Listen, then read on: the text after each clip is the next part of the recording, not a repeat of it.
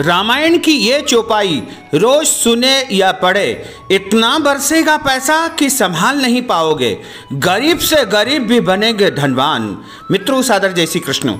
हमारे YouTube channel में आप सभी का बहुत बहुत स्वागत है। मैं हूं आपके साथ आचार्य धर्मेंद्र शास्त्री।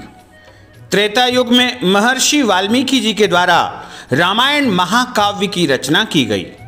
उसी ग्रंथ को आधार मान करके श्री तुलसीदास जी के द्वारा रामचरितमानस रचा गया। रामचरितमानस बड़ा ही दिव्य ग्रंथ है। साक्षात प्रभु श्री राम इस ग्रंथ में विराजित है।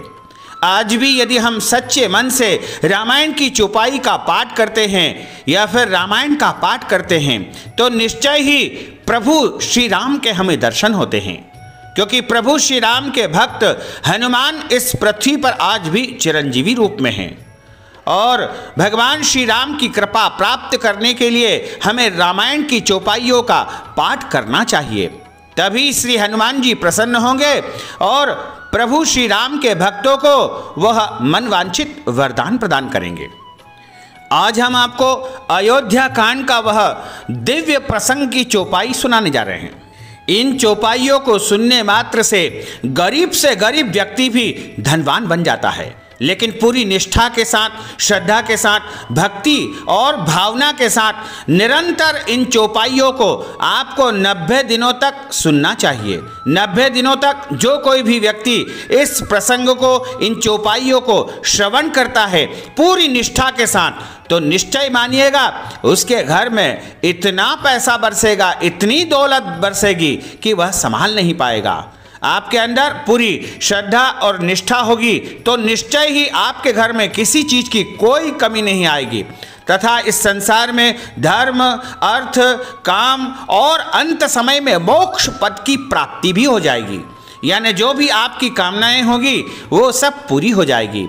यह प्रसंग है अयोध्या कांड का। श्री रामचरितमानस में दोहा नंबर 99 जब समाप्त होता है, उसके बाद जो तीसरी चौपाई प्रारंभ होती है, वहाँ से जो कैवट का प्रसंग प्रारंभ हो जाता है। और गंगा पार करने के लिए प्रभु श्री राम अपने भाई लक्ष्मण तथा सीता माता के साथ में गंगा के तट पर जाते हैं और वहाँ केवट से नाव की मांग करते हैं। केवट से कहते हैं कि केवट भैया, हमें गंगा जी के उस पार जाना है, अतः तुम अपनी नाव में बैठा करके हमें गंगा पार करवा दो।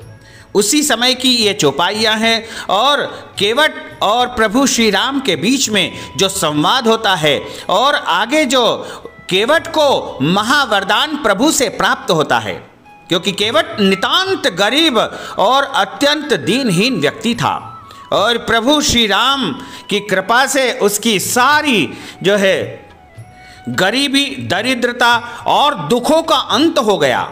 तो उसी समय के प्रसंग की ये चौपाइयाँ हैं, इनको आप सुने तो निश्चय ही आपकी मनोकामना भी पूर्ण हो जाएगी। पूरे ध्यान से सुने, पूरे मन से सुने और अंत तक इस वीडियो को जरूर देखिएगा, जरूर सुनिएगा। पहले हम आपको ये चौपाइयाँ सुनाएंगे, उसके बाद इनका अर्थ भी बताएंगे। बोलिए राजा रामचंद्र भगवान की जय, श्री हनुमान जी महाराज की जय। मांगी नावन केवट आना, कहीं तुम्हारु मर्म में जाना। चरण कमल रज कहूँ सब कहीं, मानुष करनी मूरी कछु अहई।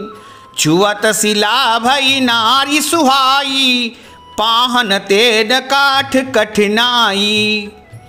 तरनी हो मुनि घरनी होई जाई, बाट परई मोरी नाव उड़ाई। एही प्रतिपालऊँ सब परिवारू, नहीं जानऊँ कछु अवरु कबारू। जो प्रभु पार अवसि गाचहूँ, मोहि पद पदम पखारन कवऊँ। पद कमल धोई चढ़ाई, नावन नाथ उतरायहि चाहो। मोहि राम रावरी आनंद दशरथ, सपत सब साची कहो। बरु तीर मारहु लखुनु पे जब, लगी न पाय पखारी हो, तब लगी न तुलसी दास नाथ, कृपाल पारो उतारी हो। सुनि के वट के बेन प्रेम लपेटे अटपटे, बिहसे करुणा एन चितई, जानकी लखन तन। कृपा सिंधु बोले मुस्काई, सोई करू जई तव नाव न जाई। बेगियानु जल पाय पखारू, होत विलंब उतारहि पारू। जासु नाम सुमिरत एक बारा, उतरहि नर भव सिंधु अपारा। सोई कृपालु के वटहि निहोरा, जहि जगु कियति हूँ पगहु ते धोरा। पद नख निरखि देव सरि हरषि, सुनि प्रभु वचन मोहत मति करषि। केवट राम रजाय सुपावा, पानी कठवता भरि लेब आवा। अति आनंद उमगी अनुरागा, चरण सरोज पखारन लागा। बरसि सुमर सुर सकल सिहाही, एहि सम पुण्य पुंज को नाही। पद पखारी जल पान करी, आपु सहित परिवार।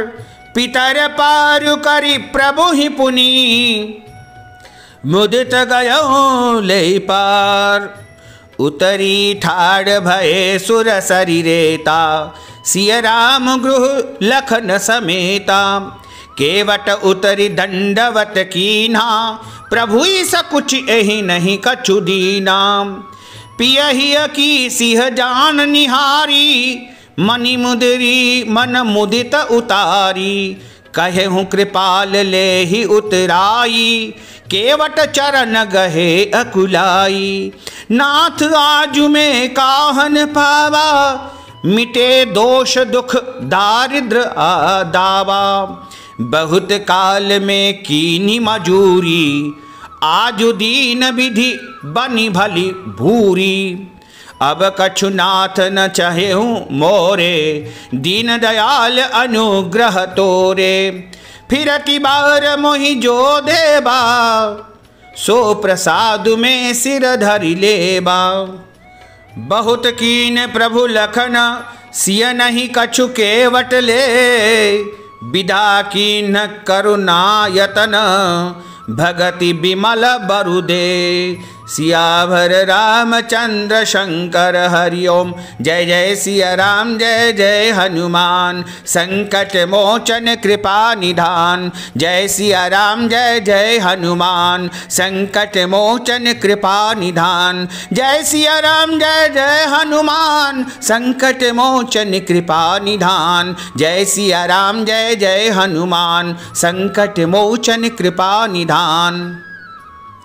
ये जो चौपाइयाँ हमने आपको सुनाई है, इसका भावार्थ अर्थ भी समझना आवश्यक होगा। जब हम अर्थ को जानेंगे तभी हमें पूर्ण फल की प्राप्ति हो जाएगी। श्री राम ने केवट से नाम मांगी और नाव की मांग की, पर वह लाता नहीं है। वह कहने लगा कि मैंने तुम्हारा मर्म यानी भेद जान लिया है। तुम्हारे चरण कमलों की धूल के लिए सब लोग कहते हैं कि वह मनुष्य बना देने वाली कोई जड़ी है, क्योंकि जिसके छूते ही पत्थर की शिला सुंदरी स्त्री हो गई। मेरी नाव तो लकड़ी की है, और लकड़ी जो है पत्थर से कठोर तो नहीं होती है। मेरी नाव भी मुनि की स्त्री हो जाएगी, और उसी प्रकार यदि मेरी नाव स्त्री बनकर के आकाश में उड़ जाएगी तो मैं लुढ़ जाऊंगा अथवा रास्ता रुक जाएगा, जिससे आप पार न हो सकेंगे, और मेरी रोजी रोटी मारी जाएगी। मेरे कमाने खाने की राह भी मारी जाएगी, और मैं बेरोजगार हो जाऊंगा। मैं तो इसी नाव के सहारे पूरे परिवार का पालन पोषण करता हूं।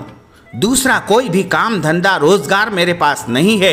हे प्रभु, यदि तुम अवश्य ही पार पाना चाहते हो तो मुझे पहले अपने चरण कमल पखारने दो, चरणों को धोने दो। हे नाथ, मुझे आपके चरण धोने की आज्ञा प्रदान करो। मैं चरण कमल धो करके आप लोगों को नाव पर चढ़ा लूंगा। और मैं आपसे कुछ उतराई नहीं चाहता हूँ। उतराई का अर्थ होता है किसी भी प्रकार का कोई शुल्क नहीं चाहता हूँ। हे राम, मुझे आपकी दुहाई है और दशरथ जी की सौगंध है, मैं सब सच सच कहता हूँ। लक्ष्मण जी भले ही मुझे तीर मारे, पर जब तक मैं आपके पैरों को नहीं धो लूँगा तब तक हे तुलसीदास के नाथ, हे कृपालु, हे दयानिधान, मैं आपको पार नहीं उतारूंगा।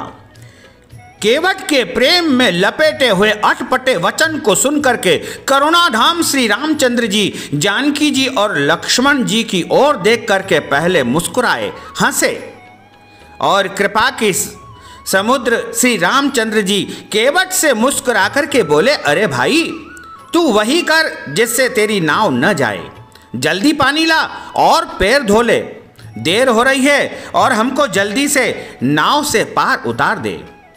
एक बार जिनका नाम स्मरण करते ही मनुष्य अपार भव सागर से पार उतर जाते हैं और जिन्होंने वामन अवतार में जगत के तीनों पग से भी छोटा कर दिया था, 2 ही पग में त्रिलोकी को नाप लिया था, वही कृपालु श्री रामचंद्र जी गंगा जी से पार उतरने के लिए केवट का निहोरा कर रहे हैं, अर्थात केवट का इंतजार कर रहे हैं। ऐसे दीनदयाल आज केवट की ओर देख रहे हैं कि वो नाव से पार उतारेगा।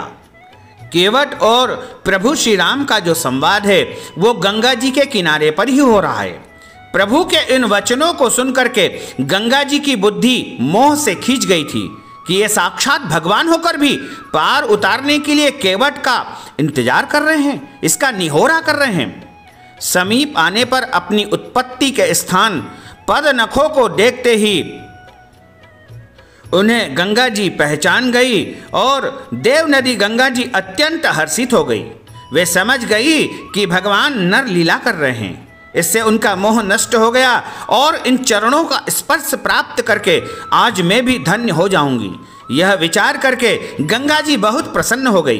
केवट श्री रामचंद्र जी की आज्ञा पा करके कठोते में जल भर करके ले आया। अत्यंत आनंद और प्रेम में उमंग करके वह भगवान के चरण कमल धोने लगा। सब देवता आकाश मंडल से पुष्प वर्षा करने लगे। इसके समान पुण्य की राशि कोई नहीं है। चरणों को धो करके वह केवट सारे परिवार सहित स्वयं उस जल यानी चरणोदक को पी करके उस महान पुण्य के द्वारा अपने पितरों को भव सागर से पार करा करके फिर आनंद पूर्वक प्रभु श्री रामचंद्र जी को अपनी नाव में बैठाता है और गंगा जी के उस पार उन्हें पार करवा देता है। निषाद राज और लक्ष्मण जी सहित श्री सीता जी श्री रामचंद्र जी उस नाव से उतर करके गंगा जी की रेत यानी बालू रेती में खड़े हो गए।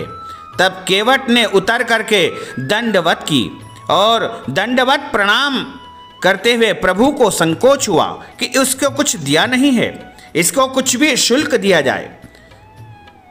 तभी एकाएक पति के हृदय की जानने वाली सीता जी ने आनंद भरे मन से अपनी रत्न जड़ित अंगूठी उतारी और कृपालु श्री रामचंद्र जी ने केवट से कहा कि नाव की उतराई ले लो। केवट ने व्याकुल होकर के चरण पकड़ लिए। उसने कहा, हे नाथ, आज मैंने क्या नहीं पाया, मेरे दोष, दुख, मेरी दरिद्रता, मेरी गरीबी, वो सब की सब आज आग में जल करके भस्म हो गई। मैंने बहुत समय तक मजदूरी की है, मेरा पूरा जीवन मजदूरी में व्यतीत हो गया है। विधाता ने आज मुझे बहुत ही अच्छी मजदूरी का परिणाम मुझे यानी फल प्रदान किया है। अब मुझे किसी भी प्रकार के फल की कोई आवश्यकता नहीं है। हे कृपा निधान, हे दीनदयाल, आपकी कृपा से अब मुझे कुछ और नहीं चाहिए। लौटती बार आप मुझे जो कुछ देंगे वह प्रसाद में सिर चढ़ा लूँगा। प्रभु श्री राम जी, लक्ष्मण जी और सीता जी ने बहुत आग्रह किया पर केवट ने कुछ नहीं लिया। तब करुणा के धाम भगवान श्री रामचंद्र जी ने निर्मल भक्ति का और उसे अक्षय पुण्यों का आशीर्वाद दिया और वहां से केवट को विदा कर दिया। इस प्रकार एक दीनहीन गरीब को बहुत ही बड़ा आशीर्वाद प्रभु के द्वारा प्राप्त हुआ था। प्रभु बड़े कृपालु है, दयालु है। उनकी कृपा जिसके ऊपर हो जाती है वह गरीब से गरीब व्यक्ति भी धनवान बन जाता है, अरबपति बन जाता है। तो प्रभु की कृपा बड़ी ही अनंत है, उसका कोई पार नहीं पा सकता है। इसी समय का एक भजन भी है जो कई गायक कलाकारों के द्वारा गाया गया है।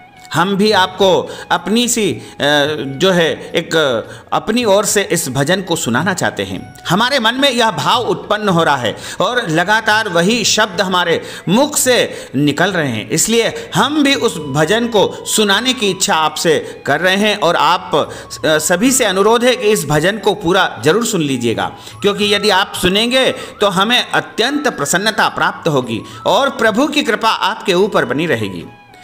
कभी कभी भगवान को भी भक्तों से काम पड़े। जाना था गंगा पार प्रभु केवट की नाव चढ़े। जाना था गंगा पार प्रभु केवट की नाव चढ़े।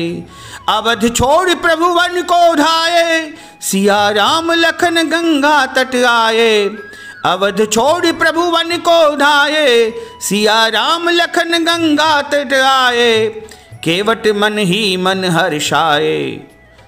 घर बैठे प्रभु दर्शन पाए। हाथ जोड़ कर प्रभु के आगे केवट मगन खड़े। जाना था गंगा पार प्रभु केवट की नाव चढ़े। कभी कभी भगवान को भी भक्तों से काम पड़े। जाना था गंगा पार प्रभु केवट की नाव चढ़े। प्रभु बोले तुम नाव चलाओ। अरे पार हमें केवट पहुँचाओ। प्रभु बोले तुम नाव चलाओ। अरे पार हमें केवट पहुँचाओ।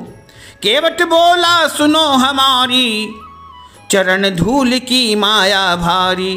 मैं गरीब नैया मेरी नारी ना होए पड़े। जाना था गंगा पार प्रभु केवट की नाव चढ़े। कभी कभी भगवान को भी भक्तों से काम पड़े। जाना था गंगा पार प्रभु केवट की नाव चढ़े। चली नाव गंगा की धारा। सिया राम लखन को पार उतारा। चली नाव गंगा की धारा। सिया राम लखन को पार उतारा। प्रभु देने लगे नाव उतराई। केवट कहे नहीं रघुराई। पार किया मैंने तुमको अब तू मोहे पार करे। जाना था गंगा पार प्रभु केवट की नाव चढ़े। कभी कभी भगवान को भी भक्तों से काम पड़े। जाना था गंगा पार प्रभु केवट की नाव चढ़े। केवट दौड़ के जल भर लाया। चरण धोय चरणामृत पाया। केवट दौड़ के जल भर लाया। चरण धोय चरणामृत पाया। वेद ग्रंथ जिनके गुण गाए। केवट उनको नाव चढ़ाए। बरसे फूल गगन से ऐसे भक्त के भाग्य जगे। जाना था गंगा पार प्रभु केवट की नाव चढ़े। कभी कभी भगवान को भी भक्तों से काम पड़े। जाना था गंगा पार प्रभु केवट की नाव चढ़े। जाना था गंगा पार प्रभु केवट की नाव चढ़े। कभी कभी भगवान को भी भक्तों से काम पड़े। जाना था गंगा पार प्रभु केवट की नाव चढ़े। जाना था गंगा पार प्रभु केवट की नाव चढ़े। जाना था गंगा पार प्रभु केवट की नाव चढ़े। तो भक्तजनों, हमने जो ज्ञानवर्धक जानकारी आपको दी है उसको आप अधिक से अधिक लोगों को शेयर करिएगा, लाइक करिएगा, कमेंट करिएगा। और यदि अभी तक आपने सब्सक्राइब नहीं किया है तो अभी और इसी समय सब्सक्राइब अवश्य कर लीजिए। आपको और आपके पूरे परिवार को सादर जय श्री कृष्ण, सादर धन्यवाद।